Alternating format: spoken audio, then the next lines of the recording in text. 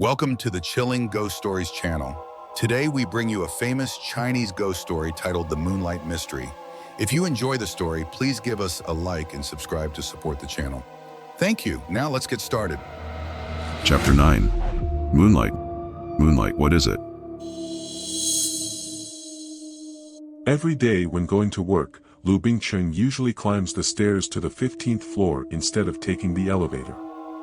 He wants to build his physical strength. Although he's nearly 50, he participates in physical fitness competitions every year, and he's the long-distance running champion for middle-aged civil servants in the education sector. From afar, he saw a female student waiting for him at the door of his office. That was Chu Mín. Seeing the worried expression on her face, he immediately knew something was wrong. He walked quickly to her and told Chu Mín to come into his office. "I need to tell you something, Teacher Cheng. Yè Xīn has been missing for 2 days, and only returned yesterday afternoon. We asked where she had been, but she wouldn't tell us. I was going to report to you sooner, but then I heard you were on a business trip in Nanjing," Chu Mín said. Teacher Cheng nodded. "Yes, that's true. A few days ago, I went to Nanjing with Principal Wu to attend a conference held by the Ministry of Health regarding revisions to the medical school curriculum. But I already knew about this matter. After you reported it, Teacher Li, your class advisor, called me in Nanjing and informed me. This situation is quite serious, so I had to cut the conference short and return to deal with it. Please tell me more details." Chu Mín gratefully accepted the cup of tea Teacher Cheng offered her and sat down on the guest sofa. Here's what happened. 3 days ago in the morning, Yè Xīn went to the school's security office, and in the afternoon, we saw her packing her bag and quickly leaving the dormitory. I followed her. After leaving the school gate, she got into a taxi and left. I called a taxi too and followed her to the train station. I saw her buying a ticket for the Shanghai-Hangzhou route, so I guessed she was going home. I was about to stop her, but I remembered your advice to avoid making a fuss. I thought about getting on the train to follow her, but I was worried that would be impolite. After seeing her get on the train, I hurried back to report to Teacher Li. Lù Bǐng Chéng looked at Chu Mín appreciatively. "You're a good class leader, concerned about your classmates, and have been very supportive of our teaching work." After Teacher Li contacted Yè Xīn's mother, we found out that she hadn't gone home. I called the security office, and they confirmed that she had been there to inquire about the murder case 405, but was not received. Last night, the security office called me to report that the Yíng Xīng County Criminal Investigation Department had called the school, saying they had contacted Yè Xīn. Chu Mín was shocked and sincerely said, "Your work efficiency is amazing. You know all the details, even from thousands of miles away." Teacher Cheng's expression turned serious. "What else can I do? For years, I've been in charge of student affairs, and every year around this time, I can't help but feel uneasy. Although the murder case 405 isn't a real murder and it's not as sensational as rumored, I've witnessed a few students with mental health issues who chose to leave in such a manner, which weighs heavily on my heart. In recent years, whenever I notice any signs of trouble, I try my best to prevent disaster. But we're not omnipotent. We really need the cooperation of core students like you. Helping our classmates is our duty," said Chu Mín. Lù Bǐng Chéng suddenly remembered a detail. "Did you see Yè Xīn go by herself, or was she with someone?" "She was alone," replied Chu Mín. "Are you sure?" he asked. "Yes, I can confirm that she was alone when she got in the taxi and bought the train ticket, though I'm not sure if anyone was waiting for her at the train station. I remember last time you mentioned that some of you thought Yè Xīn might be in a relationship. Do you know who her boyfriend is?" Teacher Cheng hoped that after all these days, Chu Mín might have more information. "I don't know. However, when we saw her yesterday, she seemed very tired, sad, and gloomy. We guessed she might have had a breakup." Chu Mín felt her answer was far from accurate. She couldn't even guess who Yè Xīn's boyfriend was, but she already assumed she had a breakup. Clearly, this detail was useless. That's strange. The police in Yishuan said there was a young man who went with Yè Xīn, and he's studying here. We will investigate further. Chu Mín was curious about who this young man was. She wanted to ask but realized that Teacher Cheng had no intention of revealing the information, so she held back. On the way back to school, Yè Xīn thought about what Zuan had said about emotional burdens. She wanted to end her relationship with Zuan and decided not to think about him anymore. She also felt fortunate that she hadn't gotten too deep into it. However, when she arrived back at school, and saw Zuan quietly saying goodbye to her, just a few hours later, she found herself missing him intensely. Had it really only been a few days? Why was she losing control like this? It turned out that Zuan's unrestrained personality, his odd quirks, and his talent had staked a claim in Yè Xīn's heart. If there wasn't a major conflict, it seemed impossible to drive him away. I'll just slowly forget him, but we still have to see each other in class, she thought. When Chu Mín and Qin Shi asked Yè Xīn where she had been, their gaze was sharper than that of the Gi-hung criminal investigation team's captain. Yè Xīn calmly looked back at them, silently signaling her unwillingness to cooperate. Teacher Li, her class advisor, also asked where she had been, and she had to say that she had gone home to visit her family. Yè Xīn reminded herself to stay calm and handle the situation carefully to prepare for the next steps. That meant finding out the secret behind the Yue Guang social case. But how should she investigate? While on the train, Yè Xīn had thought about discussing it with Xie Zuan. However, at that time, she was frustrated with him, so she hadn't figured anything out and certainly hadn't discussed it. Zuan, where are you? Please come help me. But the next Monday was the next group study session, and to this day, she still didn't know which dorm Zuan was staying in. Even if she knew, would she really go find him herself? Now it was urgent, and there was no time for Xing to think much. She immediately went to see the president of the photography club, Du Shu Liang. Liang reluctantly followed Xing to the school's records management office, located on the third floor of the newly built donated building. A middle-aged woman, who worked there, was surprised to see two students as visitors. It had been years since young people had come to inquire about the records.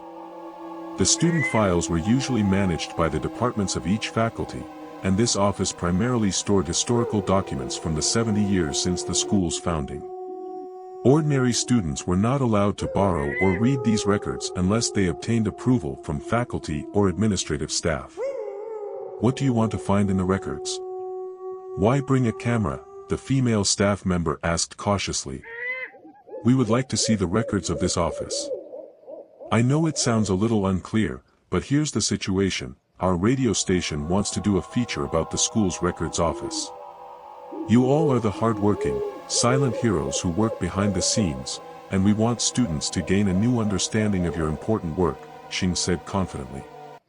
Liang subtly shook his head, thinking that just from these few words, he could tell his gentle and delicate hometown friend was more than capable of navigating the complexities of society. Sure enough, the woman lowered her guard. You two think so highly of us, that's rare. How do you plan to interview us? First, we'd like you to introduce the records office to us, Xing said, speaking as if it were all very legitimate. I'll think about where to begin. This office was established in 1952, and it has a long history. But as you can see, the space is cramped, and there's hardly any ventilation, because, well, you probably understand, the records office isn't as important as the teaching or research departments, or the administrative offices, so it hasn't received much attention, the woman said, clearly venting some frustrations. That's right, I find it odd too. How can such a small room store records from so many years? Xing replied. I knew you would ask that. Ordinary records, like those of students and teachers who are currently at the school, are kept by each faculty.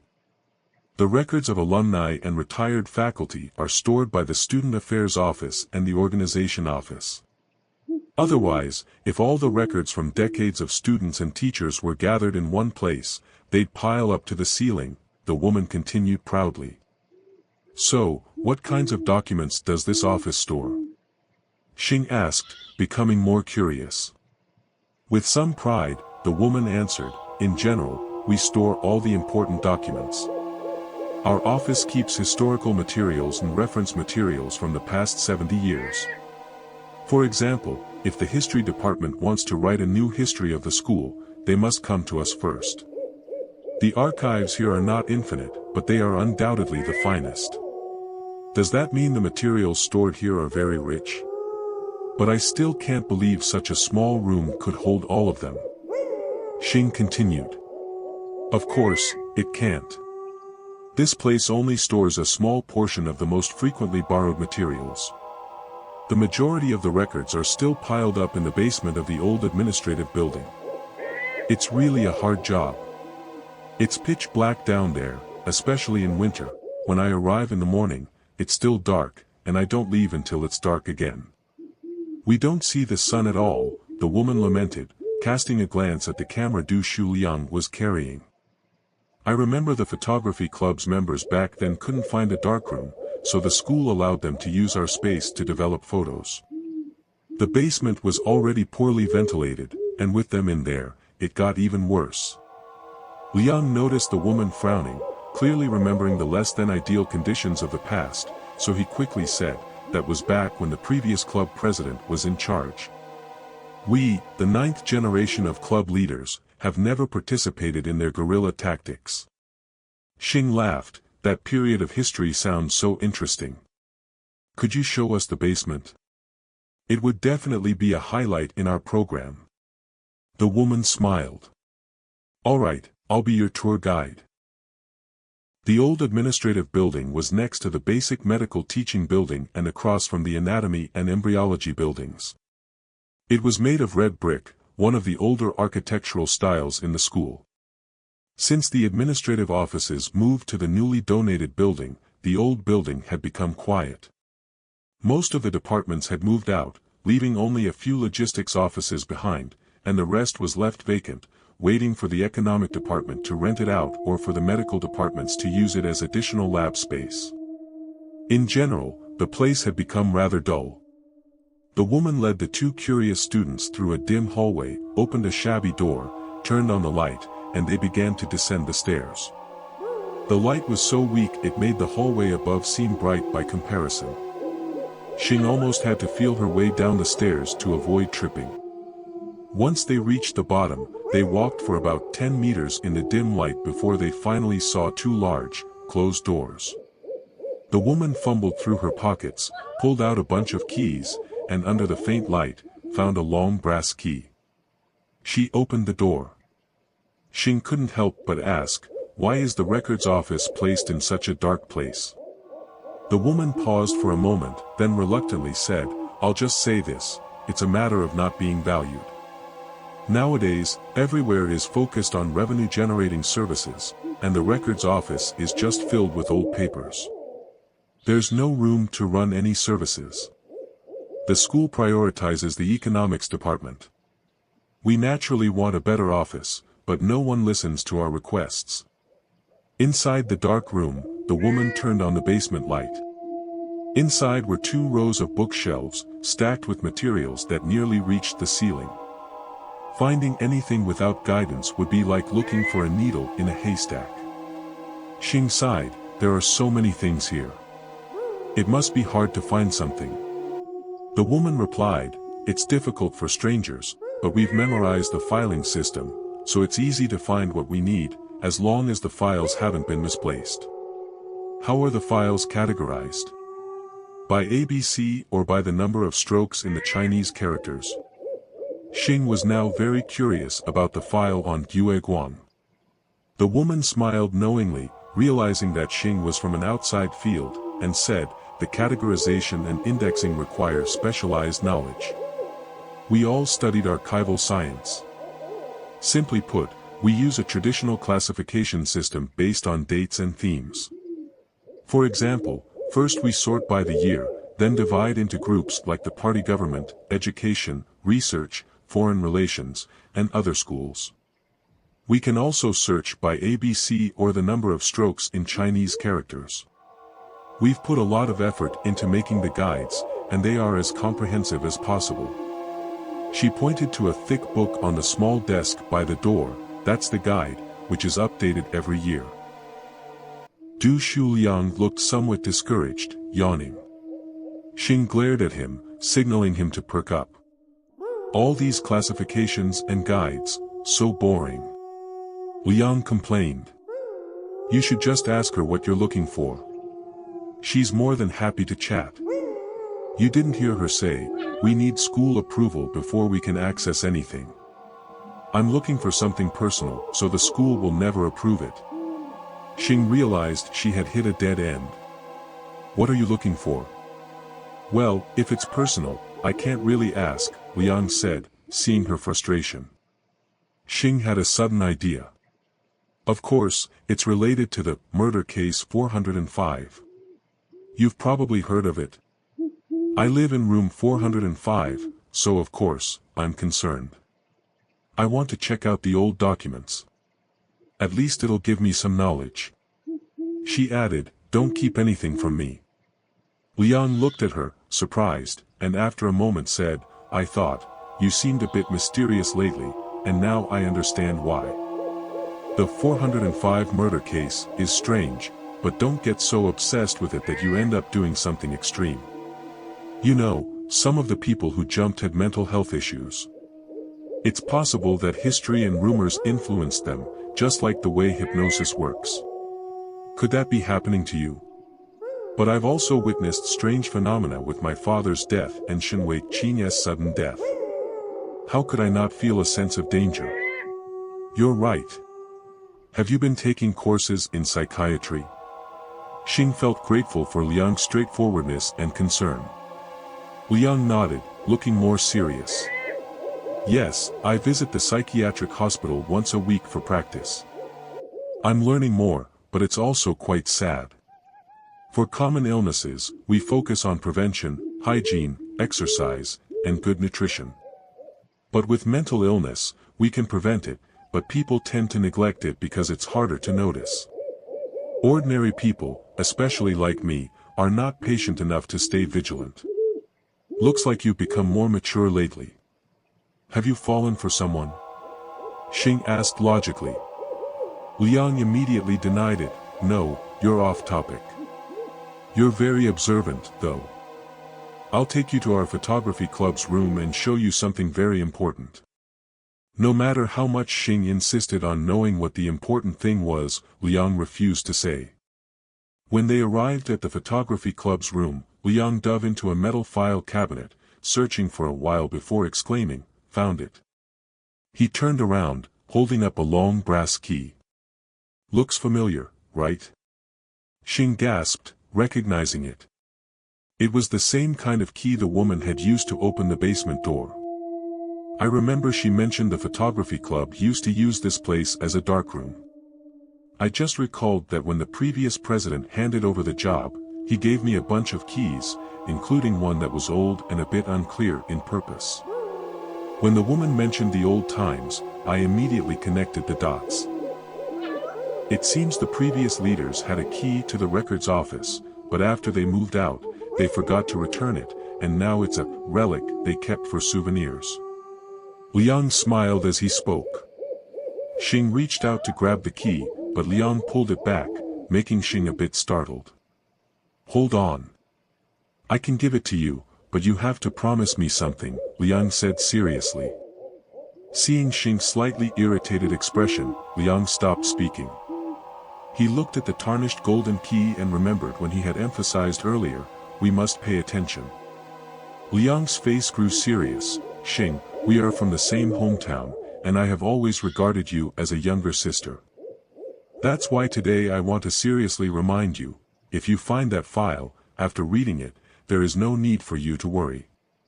Don't get lost in that chain of history anymore. Free yourself from it. Some people say the house you live in has ghosts. Could it be true that you've actually seen one? It's unclear whether anyone else, even Yang Shi, who is said to be in touch with spirits, has seen anything. But you mustn't imagine yourself as a future victim and start playing that role. Liang's last words struck Xing like a high-voltage current, shaking her mind which had been wandering aimlessly, unsettled. Perhaps she should calm down and think seriously. Could it be that she had unknowingly set a noose for herself? Seeing that Xing seemed to have woken up, Liang felt relieved. Maybe I've said too much, and you're uncomfortable. In that case, I'll keep this key. Think carefully, and whenever you need it, I'll give it to you. Give it to me right now. Xing said firmly, which made Liang feel a heavy weight in his heart. Xing's eyes were wide open. The clock's digital display flickered blue light, signaling it was 12 a.m. After dinner today, she had noticed Chu Mín and Chen Shi always trying to approach her.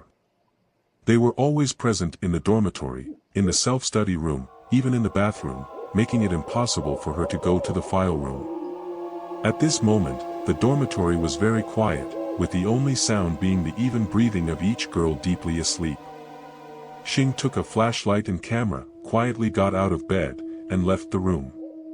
She stood in the darkness by the stairs for a moment, knowing no one was following her, before heading down the stairs.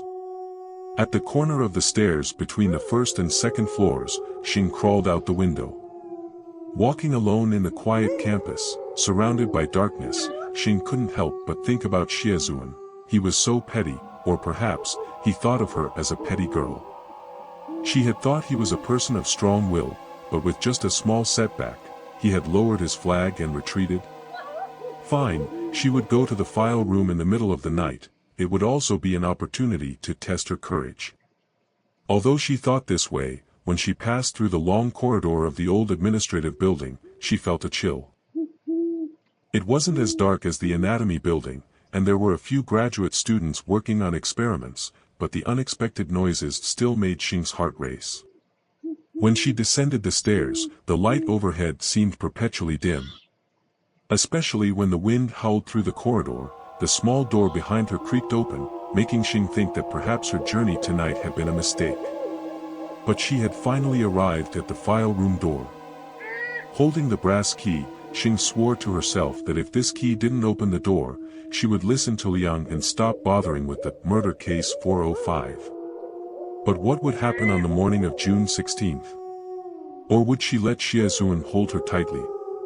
Xing didn't understand why she had this thought. Her face suddenly flushed with heat. Where could that damn Xie be right now? Xing calmed herself, her hands trembling as she slowly inserted the long key into the lock. Then with a click, the two doors of the file room opened. Xing's heart began to race. Tonight, she might finally uncover the truth about the murder case 405. Under the weak light of the flashlight, Xing quickly flipped through the thick guidebook. She checked by ABC in the number of Chinese characters, but couldn't find anything related to 405, suicide, or jumping from the building. Yue Guang, what was Yue Guang? Xing's eyes lit up when she saw the three words, Yue Guang Association, in the guidebook. What surprised her was that between 1956 and 1967, there was always the term Yue Guang Association, and of course, all of them were categorized as cases. She suddenly thought, if it was categorized like this, it might indeed be related to the strange events in room 405. But it was said that the murder case 405 happened no earlier than 1977, which was 10 years after the last record about Yue Guang Association. Could there be a connection? Xing marked the location of the 1956 Yue Guang Association file on the shelf and began flipping through it. She was sweating in the pile of files from that year, finally finding a document labeled Yue Guang Association. But Xing froze. The document was thicker than several encyclopedias combined, and it took her quite a bit of effort to pull it from the shelf. She shone her flashlight on it and flipped through it, seeing that it was full of work logs written in fountain pen. It would take too long to read them all. Suddenly, she had an idea. Why not just read the 1967 file since it was the final record about the case? It must have the conclusion or a summary. It would be much more efficient than reading through all those scattered materials over the years. She checked the guidebook again, looking for the location of the 1967 Yue Guang Association file. But when she reached that spot on the shelf, she couldn't find the document. Panicking, she looked around, but then stumbled. Looking down, she realized she had tripped over a stool used for reaching the top shelf. Unless someone has already been here searching through the files. Xing thought to herself, pausing. She scanned the room with her flashlight and slowly moved around. Reaching the farthest corner, the light stopped on a long desk used for reading files, and on the desk, there was a rather thick file. Approaching it, she saw that the cover clearly read Yue Guang Association, with the year 1967 written below. Had someone recently read these documents? Who could it have been? Xing's hand holding the flashlight trembled slightly as she thought of Shen Weiqing's death. The unsettling feeling that had haunted her these past few days grew heavier, as if a shadow was always lurking behind her, elusive and mysterious. It seemed to move ahead of her, or perhaps it was blocking her from investigating. Or maybe that shadow was death itself. As this thought crossed her mind, Xing suddenly heard a faint sound. She froze in fear and looked back, catching a glimpse of a shadow slipping across the bookshelves. Trembling, Xing called out, "Who's there?" There was no response. She aimed the flashlight at the bookshelves, but all she saw were shelves. Forgetting her fear, she stepped forward and examined the shelves more closely, still finding no one there. Maybe I'm just imagining things. She took a deep breath to calm herself, dismissing the overwhelming fear that hit her like a tidal wave, and returned to the desk to focus on the file. Inside the file were many different types of documents, clearly too many to read in one night. Should she take it with her to read later? But what if she got caught? The school would surely enforce strict discipline. She quickly pulled out her camera, but then remembered there were only about 20 photos left on the roll, and the backup roll had just 36 more, yet these documents were hundreds of pages long. Which pages were the most important? Moreover, taking photos in this room would require using the flash, and the flash's battery probably wouldn't last long enough to take dozens of photos. It was better to be selective and take pictures of a few important pages to review later. With this thought in mind, Xing leaned over the open pages before her, studying them carefully. The first few pages were written with a fountain pen on letterhead, with the top stamped, Revolutionary Council of Jiangjing Medical Academy. The first line read neatly, Internal Report on Recent Activities of the Yue Guang Association. However, the main content was written in a hurried script, nearly impossible to read. Judging by the title, this seemed to be a summary report, likely very useful. Xing took 5 photos of these pages to bring back and study in more detail. At the end of the manuscript, there was a note with the 2 characters, Jinghua, most likely the name of the report's author. After these pages, there was a very formal-looking notebook. Upon closer inspection, she realized it was a hardbound diary wrapped in silk, and holding it felt quite satisfying. When Xing opened it, her heart fluttered, then surged upward. Between the cover and the first sheet, she found a scrap of paper, exactly the same scrap she had written the phone number on and given to Shen Weiqing just a few days ago. Xing shuddered and felt a chill run down her spine. Could the person who killed Shen Weiqing, whether human or ghost, be following her? She whispered softly, "What do you want? Why don't you have the courage to show yourself?" Then she thought, could this be the spirit of Weiqing, coming to deliver news, like my father did? The more Xing thought about it, the more she felt the second possibility was the most likely, though it seemed like a far-fetched hypothesis. But if that hypothesis were true, this diary must contain very important information. However, as she quickly flipped through a few pages, Xing was disappointed. It was over 100 pages long, with a very flowing script, like cursive handwriting that rushed like a flowing river. Reading it would take a lot of effort. Xing considered it and then began taking photos starting from the last page, planning to read a bit tonight, and enlarge the remaining pages to read later. Soon, she had finished a roll of film. Already in the dark, she removed the film and placed it in her jeans pocket. She loaded the second roll of film, took photos for half the notebook, but then the flash battery ran out. Xing stopped taking photos, opened the first page of the diary, and began reading quickly.